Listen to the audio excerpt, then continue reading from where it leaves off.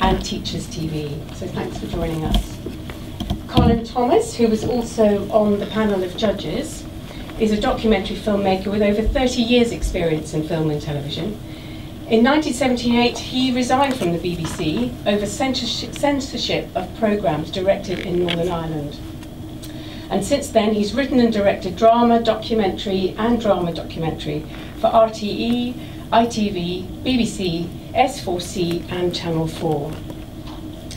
Chris Morris. So Colin, may I ask you to kick off if that's all right? Thank you.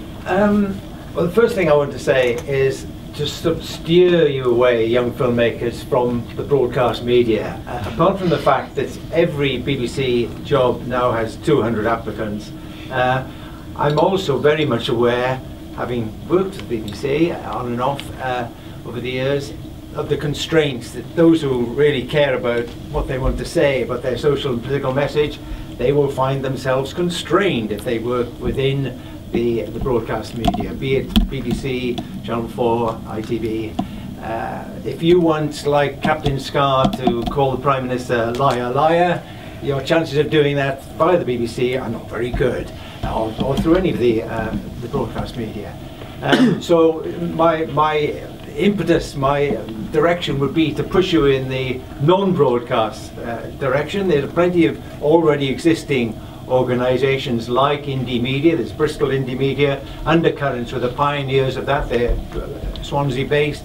They're going, but they're not quite the vitality that they once had. There's Real News, which is still very much active. These are organisations that are already in existence, through which you can channel material or get interested and get involved.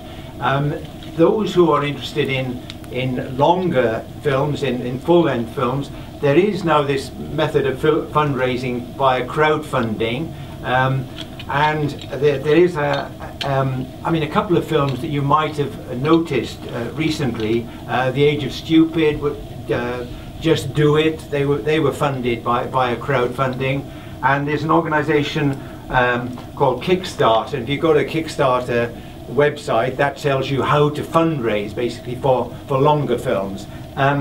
So basically, the impetus of what I want to say is, don't assume that the broadcast media is the only route. If you've got something you want to say, your chances of saying it are better.